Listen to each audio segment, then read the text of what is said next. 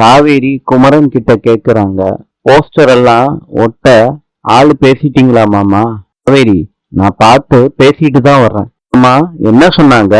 இது வேலைக்கு ஆகாது காவேரி, நம்ம வேற என்னமாச்சும் யோசிக்கலாம். ரொம்ப கேக்குறாங்க காவேரி, அதெல்லாம் நம்மளால கொடுக்க முடியாது. கங்கா கேக்குறாங்க, என்னங்க என்னாச்சு? அக்கா, நம்ம அப்பள பிசினஸுக்கு போஸ்டர் அடிச்சு ஒட்ட சொல்லியிருந்தேன். பணம் ஜாஸ்தியா கேக்குறாங்களாம். தான் மாமா சொல்லிக்கிட்டு இருந்தாங்க. எவ்வளவுங்க கேக்குறாங்க? போஸ்டர் கணக்குன்னு சொல்றாங்க, ஏரியா கணக்குன்னு சொல்றாங்க. போஸ்டர் ஒட்டுறதுக்கு கொஞ்சம் கம்மியா தான் கேக்குறாங்க. ஆனா அவங்க ஒரே இடத்துல ஒட்டிட்டா நம்ம என்ன பண்றது? அதனால ஒவ்வொரு ஏரியாவுக்கும் நீங்க போஸ்ட் ஒட்டணும்னு கேட்டேன். அதுக்கு 10,000 ரூபாய் ஆகும்னு சொல்றாங்க கங்கா. இவ்வளவு ஆகுமா மாமா? சரி, நீங்க அவங்க கிட்ட பேசிடுங்க, நான் பணத்தை ஏற்பாடு பண்ணி கொடுத்துட்றேன். மீறி என்ன சொல்ற? குமரன் சொல்றத வச்சு பார்த்தா ஜாஸ்தியா வந்துடும் போல இருக்க. அக்கா, போஸ்டர்லாம் அடிச்சாச்சு, எப்படி இருந்தாலும் ஒட்டி தானே ஆகணும். கிட்ட காசு நிறைய இருந்தா கூட நான் இதை வேண்டான்னு தான் சொல்லுவேன். என்ன போறது, அப்பள பிசினஸ், ஹோம்மேடு வேற. இவ்வளவு நாள் அம்மா அப்பளம் போட்டுக்கிட்டு தானே இருந்துச்சு. எவ்வளவு வருமானம் வந்துச்சு. எல்லாம் இவ்வளவு செலவு பண்ணி விளம்பரம் பண்றது எனக்கு என்னமோ வேண்டாத வேலை மாதிரி இருக்கு. சரியான ரீச் இருந்தாதான்க்கா இந்த பிசினஸ சக்சஸ் பண்ண முடியும். இந்த ரீச்ச கொண்டுட்டு வரணும்னா இந்த விளம்பரம்லாம் ரொம்ப அவசியம்க்கா. சொல்றாங்க, ஆமாக்கா, இப்ப எல்லாம் அட்வர்டைஸ்மெண்ட் பண்ணா தான் வாங்குறாங்க. சொல்றாங்க, எனக்கு எல்லாம் புரியுது. ஆனா நீங்க ரொம்ப அகலக்கால் வைக்கிறீங்களோன்னு எனக்கு தோண ஆரம்பிச்சிருச்சு. என்னக்கா இப்படி சொல்ற? அப்பளத்துல வர்ற வருமானத்தை வச்சு கொஞ்சமா விளம்பரத்துக்கு யூஸ் பண்ணி ஸ்டெப் பை ஸ்டெப்பா போலாம். விட்டுட்டு இப்படி கை காசெல்லாம் போட்டு ரிஸ்க் எடுக்க வேணாம்னு நான் நினைக்கிறேன். அக்கா, அப்ப நான் பிரிண்ட் பண்ண போஸ்டர்லாம் என்ன பண்றது? சரி, சொல்றாங்க, பேசாம நம்மளே ஒட்டிடுவோமா? சொல்றாங்க, சூப்பர்க்கா, நம்மளும் எக்ஸ்ப்ளோர் பண்ண மாதிரி இருக்கும், நம்மளே ஒட்டிடலாம். சொல்றாரு, யமுனா, நீங்க எல்லாம் பண்ணவே வேணாம், போஸ்டர் ஒட்டுற வேலையெல்லாம் நானே பாத்துக்கிறேன். இதெல்லாம் ஆகுற விஷயமா? பாக்குறவங்க எல்லாம் என்ன நினைப்பாங்க போஸ்டரை ஒட்டிக்கிட்டு? என்னக்கா பேசுற நீ? 4 பேரு பேசுறதுக்கு நம்ம என்ன தப்பான வேலையா பண்ணிக்கிட்டு இருக்கோம்? நம்ம பொருளை விற்கிறதுக்கு நம்ம தானே எல்லா வேலையும் எடுத்து செய்யணும். எல்லாம் பெருமையான விஷயம்க்கா. சொல்றதும் சரிதானே கங்கா? மத்தவங்க ஏதாவது சொல்லுவாங்கன்னு எதிர்பார்த்துக்கிட்டு இருந்தா நம்ம டெய்லர் கடை கூட நடத்த முடியாது. அந்த பசுபதியே நம்மள டெய்லர்னு தான் சொன்னான். அதுக்காண்டி டெய்லர் வேலை கௌரவ குறைச்சல்னு நம்ம பண்ணாம விட்டோமா? சொல்லு கங்கா. வேலையும் குறை சொல்றதுக்கு 4 பேர் இருக்கதான் செய்வாங்க. அதெல்லாம் நம்ம பார்க்க வேணாம் கங்கா. எனக்கு பட்டத நான் சொன்னேன், உங்களால முடியும்னா இந்த வேலையை பாருங்க. மூணா சொல்றாங்க, காவேரி அக்கா, உங்க கூட தனியா பேசணும்னு எனக்கு ஆசையா இருக்கு. என்ன விஷயம் சொல்லு. இவ்வளவு நேரம் நம்ம பேசிக்கிட்டு தானே இருந்தோம். என்ன யமுனா, நிவீன் கிட்ட மெசேஜ் வந்துச்சா? அம்மாக்கா, நானா பேசினாதான் பேசுறாரு, அவரா எதுவுமே பேசல. என்னை அவாய்ட் பண்ணாம இருக்கிறது ரொம்ப ஹாப்பியா இருக்குக்கா. இந்த பாரு யமுனா, நவீனு உன் ஸ்டடீஸ டிஸ்டர்ப் பண்ண கூடாதுன்னு கவனமா இருக்காரு. அதை நீ பார்த்து நடந்துக்கணும், சரியா யமுனா? நீ ஸ்டடீஸுக்கு மாத்திரம்தான் இம்பார்ட்டன்ஸே கொடுக்கணும், புரியுதா யமுனா? எல்லாமே புரியுது. நவீனு என் கூட திரும்பி பேசுறாருன்னு எனக்கு சொல்லணும்னு தோணுச்சு, அதான் சொன்னேன். அதனாலதான் இதெல்லாம் நடந்துச்சு. ரொம்ப தேங்க்ஸ்கா. இந்த மாதிரி நீ எக்ஸைட் ஆகிறதே உனக்கு டிஸ்டர்ப் ஆகிற மாதிரி தான். கரெக்டா லிமிட்டோட இருந்துக்கோ யமுனா. நீக்கா, ஏதாவது சாப்பிடுறியா? வேண்டாங்க்கா, நான் வீட்டுக்கு போறேன்க்கா. ராகினி அஜய கூட்டிட்டு வராங்க. என்ன ராகினின்னு அஜய் கேக்குறாரு.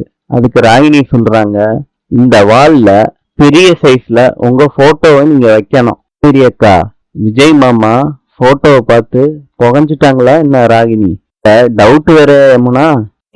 உங்க போட்டோ மாத்திரம் இருக்கிறத விட நம்ம 2 பேரும் சேர்ந்து நிக்கிற போட்டோ இருந்தா இந்த ஹாலே ரொம்ப அழகா ஆயிராது?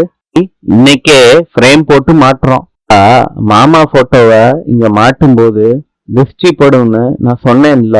ஒரு திருஷ்டி பொம்மை ஏன்கா வைக்கல? பாத்தியா, திருஷ்டி பட்டு போச்சு. ஆண்டவனுக்கே கேட்டுருச்சு. அதனால ஏதோ ஏற்பாடு பண்ணிக்கிட்டு இருக்காரு போல இருக்கு. நீ கேக்குறாங்க, யாரடி திருஷ்டி பொம்மைன்னு சொன்ன? அக்கா கிட்ட பேசிக்கிட்டு இருக்கேன் ராகினி, நீ எதுக்கு சம்பந்தம் இல்லாம வர்ற? பாருங்க அஜய், நம்மள பார்த்து திஷ்டி பொம்மைன்னு சொல்றா. நீ நீ யார் யாரு பேசுறதையோ காதுல வாங்காத. ஃபர்ஸ்ட் நீ ரியாக்ட் பண்றத நிறுத்து. ராகினி, என்னங்க, என்ன நினைச்சுக்கிட்டு இருக்கீங்க உங்க மனசுல? நம்மள பார்த்து கேவலமா பேசிக்கிட்டு இருக்கா. கேட்டுட்டு ரியாக்ட் பண்ணாதன்னா என்ன அர்த்தம்? கேட்க மாட்டேறீங்க. கேக்குற என்னையும் சும்மா இருன்னு சொல்றீங்க. அப்பனா எதுக்கு இந்த வீட்டுல இருக்கீங்க? சரியாவே காத்து வர மாட்டேது, வேர்க்குது. பாருங்க அஜய், திரும்பி திரும்பி கலாய்க்கிறாங்க. நீங்க போங்க, காத்து வரட்டும்னு சொல்றாங்க. இனி வா ராகினி, நான் கிளம்புறேன். ராகினிய கூப்பிடுறாங்க. என்னடி, என்னைய நீ கூப்பிடுற? இன்னொரு விஷயம் தெரியுமா ராகினி, உன்னையதான் திஷ்டி பொம்மைன்னு கலாய்ச்சேன். வாண்டடா வம்புழுக்கணும்னு வந்திருக்கியா? எல்லாம் வம்புழுக்கல ராகினி, என் அக்காவை நீ ஜாடமாடையா வம்புழுத்த. அதை நான் உனக்கு திருப்பி கொடுத்தேன், அவ்வளவுதான். என் வீட்டுல என் ஹஸ்பண்டோட போட்டோவை மாட்டணும்னு பேசிக்கிட்டு இருக்கேன். உங்களுக்கு எதுக்குடி இரிட்டேட் ஆகுது? இப்படி இரிட்டேட் ஆகுதுன்னா உங்ககிட்டதான் பிரச்சனையே. குடும்பமா சேர்ந்து கவுன்சிலிங் எடுங்க. எதா இருந்தாலும் என்கிட்ட டைரக்டா பேசு. அங்க என்ன முணுமுணுக்குற? மேடம் சைலண்டா ஏத்தி விடுறாங்க, நீங்க அதுக்கு ஏத்த மாதிரி ஆடுறீங்களோ? மேடம் ஏன் சைலண்டா இருக்காங்கன்னா ராகினி, உனக்கு நானே போதும்னு எங்க அக்கா சைலண்டா இருக்கா. உங்க அப்பாவையே லெஃப்ட் ஹேண்ட்ல டீல் பண்ணவ எங்க அக்கா. இருந்தாலும் ராகினி என்கிட்டே பேசு.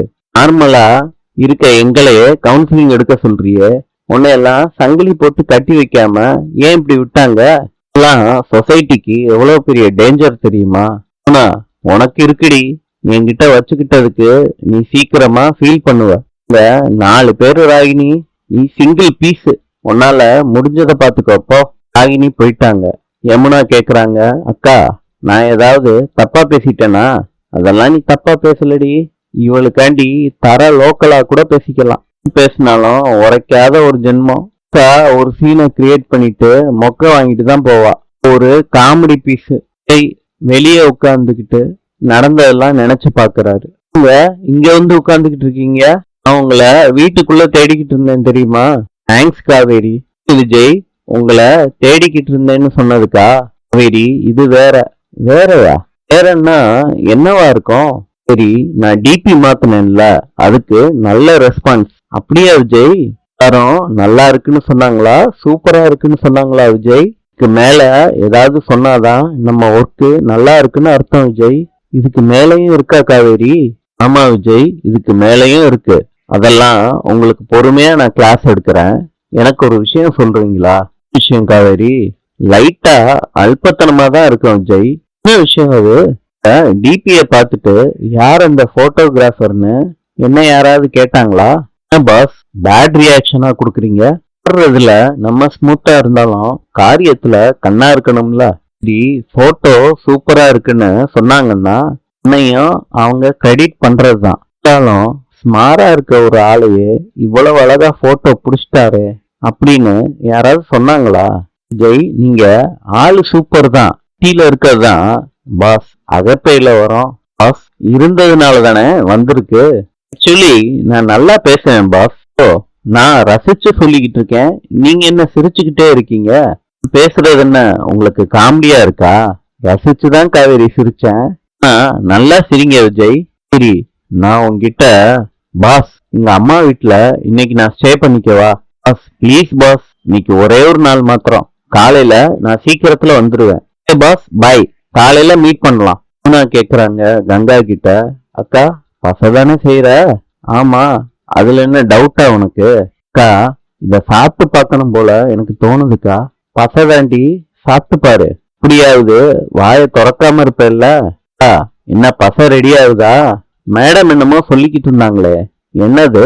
காவேரி, இத பார்த்தா சாப்பிடணும் போல இருக்கான், சாப்பிட்டு பார்க்கவான்னு கேக்குறா. எடுத்து ஒரு வாய் ஊட்டி விடுக்கா யமுனாவுக்கு. இப்பயாவது வாயை திறக்காம இருப்பாள்ல. நானும் அதாண்டி சொன்னேன் காவேரி.